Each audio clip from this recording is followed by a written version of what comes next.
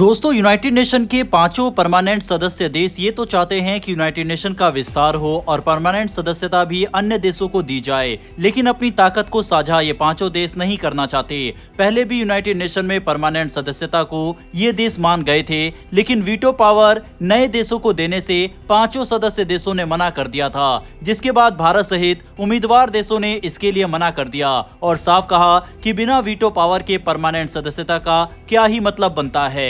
लेकिन दोस्तों, अब एक बड़ा बदलाव देखने को मिल रहा है। अब परमानेंट सदस्यता के साथ भारत को वीटो देने के लिए दो देश मान गए हैं। यूनाइटेड नेशन में इस समय बदलाव को लेकर जो बहस चल रही है और उसमें सभी देशों का क्या स्टांस है, भारत किस तरह से यूएन पर भड़का है, इन सब के बारे में इस वीडियो में डिटेल में बात करेंगे। इसीलिए वीडियो को अंत तक जरूर देखिएगा। साथ ही दोस्तों, मेरी एक छोटी सी रिक्वेस्ट है कि अगर आपको हमारी ये कवरेज पसंद आ रही हो और आपको डिफेंस और वर्ल्ड अफेयर से जुड़े टॉपिक में इंटरेस्ट है तो नीचे दिए गए सब्सक्राइब बटन को प्रेस कर बेल आइकन को जरूर दबा लें। इससे हमें सपोर्ट मिलता है और आप तक डेली हमारी वीडियोस पहुंच पाती है। तो चलिए शुरू करते हैं इस वीडियो को। दरअसल भारत ने इस बार संयुक्त राष्ट्र यानी यूएन में ऐसी आवाज उठाई है कि दुनिया को मजबूर होकर ध्यान देना पड़ रहा है। पिछले कई दशकों से भारत की एक ही मांग थी कि उसे यूएन सिक्योरिटी काउंसिल की स्थायी सीट मिले, लेकिन इस बार भारत ने सिर्फ मांग नहीं रखी बल्कि पूरी मजबूती से कहा कि अब बदलाव का समय आ चुका है और दुनिया इसे रोक नहीं सकती। भारत का तर्क साफ है कि आज का विश्व 1945 वाला नहीं रहा। उस समय दुनिया युद्ध से निकल रही थी, देश गरीब थे, शक्तियां सीमित थी और 5 देशों ने मिलकर एक ऐसा सिस्टम बना लिया जिसमें वे हमेशा ऊपर रहेंगे। लेकिन आज दुनिया आगे बढ़ चुकी है, नई ताकतें उभर चुकी है, भारत उन सबसे बड़ी ताकतों में है। फिर भी फैसलों में भारत की आवाज को बराबरी से जगह नहीं दी जा रही। भारत ने कहा कि यूएनएससी का ढांचा अब पुराना हो चुका है और ये दुनिया की असली जरूरतों को पूरा नहीं कर पा रहा। आज के समय में भी सिर्फ 5 देश पूरी दुनिया के फैसले लेते हैं और किसी भी निर्णय को सिर्फ एक देश का वीटो रोक सकता है। ये व्यवस्था न्याय संगत नहीं है, ना ही ये लोकतांत्रिक है। भारत ने जोर देकर कहा कि ये थिएटर ऑफ एब्सर्ड यानी एक अजीब नाटक जैसा बन चुका है, जहां सुधार की बात तो की जाती है लेकिन कोई आगे नहीं बढ़ता।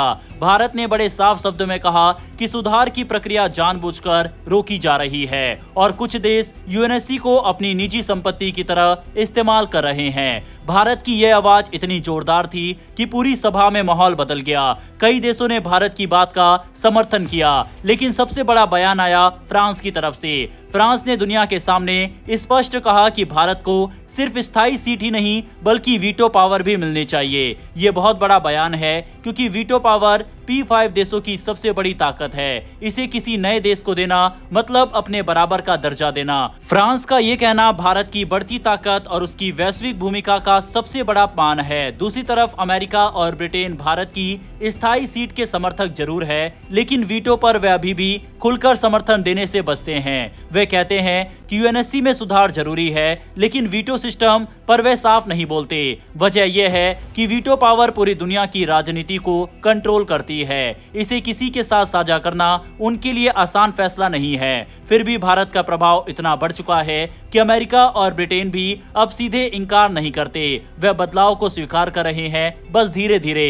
रूस का रुख हमेशा भारत के प्रति सकारात्मक रहा है। रूस ओपनली कहता है भारत को यूएनएससी में स्थायी जगह मिलनी चाहिए और भारत दुनिया के बड़े मुद्दों पर हमेशा जिम्मेदारी से काम करता है। इसीलिए भारत पर दुनिया भरोसा कर सकती है। रूस का समर्थन भारत को ग्लोबल साउथ के साथ साथ बड़े शक्ति समूहों में भी मजबूती देता है। अब बात आती है चीन की। चीन किसी भी कीमत पर नहीं चाहता कि भारत को यूएनएससी में स्थायी सीट मिले। चीन को डर है कि अगर भारत को स्थायी सीट और वीटो मिल गया तो एशिया में चीन का एकाधिकार वाली स्थिति खत्म हो जाएगी। भारत की बढ़ती ताकत, उसकी अर्थव्यवस्था, उसका लोकतंत्र और उसकी डिप्लोमेसी पहले से ही चीन को असहज करती है। ऐसे में चीन जानता है कि भारत को सीट मिलने का मतलब है कि एशिया में 2 बराबर शक्ति केंद्र बन जाएंगे। इसीलिए चीन बार बार प्रक्रिया को धीमा करता है और सुधार की बात आते ही अड़ंगा डाल देता है। भारत ने इस बार चीन का नाम लिए बिना ये साफ कह दिया कि कुछ देश जानबूझकर यूएनएससी सुधार रोक रहे हैं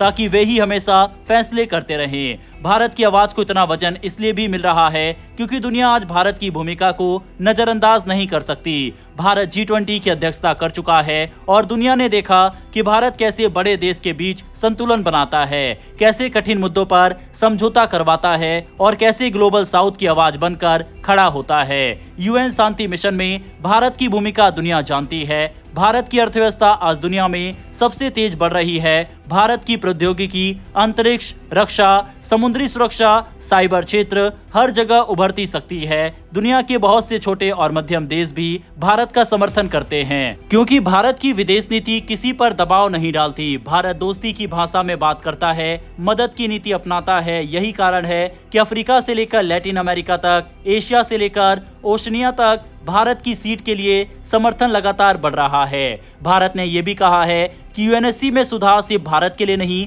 बल्कि पूरी दुनिया के लिए जरूरी है। जब दुनिया बदल चुकी है, जब नए मुद्दे सामने हैं, जब नई चुनौतियां हैं जैसे साइबर युद्ध, आतंकवाद, जलवायु समस्या, आर्टिफिशियल इंटेलिजेंस, तो पुरानी बनावट कैसे सही फैसले ले सकती है। भारत का कहना है कि यूएनएससी को वास्तव में प्रतिनिधित्व वाला बनाना होगा, नहीं तो दुनिया इसे गंभीरता से नहीं लेगी। आज बहुत से देश यूएनएससी के रुकावट भरे सिस्टम से नाराज है, लेकिन भारत वह देश है जिसने अब इसकी बात खुलकर कही और सबके सामने रखी। भारत ने अपना संदेश बहुत साफ दिया, अब इंतजार नहीं होगा, सुधार की प्रक्रिया को आगे बढ़ाना ही होगा।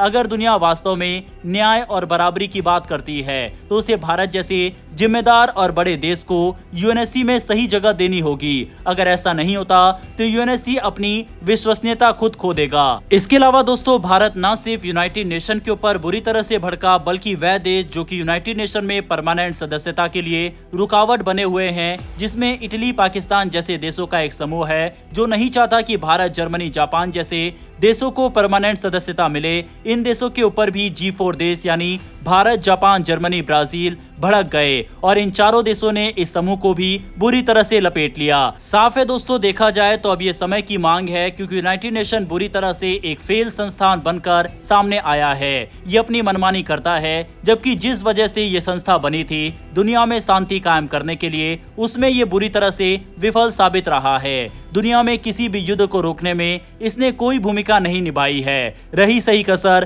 पांचों सदस्य देश अपने अनुसार फैसले लेकर इस संस्थान को और खराब कर दिया है। यही कारण है कि अब नए संगठन जैसे कि ब्रिक्स, इनका प्रभाव अब और बढ़ता जा रहा है। दुनिया के काफी सारे देश इस संगठन से जुड़ रहे हैं। अगर यूनाइटेड नेशन को अपना अस्तित्व बचाना है तो यूनाइटेड नेशन को तुरंत बदलाव करने ही होंगे, वरना वह समय दूर नहीं जब भारत, जापान, जर्मनी, ब्राजील जैसे देश इस संगठन से किनारा भी कर सकते हैं। बहरहाल दोस्तों, आपकी इस पूरे विषय पर क्या राय है कमेंट बॉक्स में लिखकर बताइएगा। साथ ही आप किन 5 देशों को चाहते हैं कि यूएन का परमानेंट सदस्य ये देश होने चाहिए, उनके नाम कमेंट बॉक्स में लिखकर बताइएगा। मैं कोशिश करूंगा आपका रिप्लाई देने की। फिलहाल इस वीडियो में इतना ही, फिर मिलेंगे डिफेंस और वर्ल्ड अफेयर से जुड़ी ऐसी एक नई वीडियो के साथ। धन्यवाद। जय हिंद, जय भारत।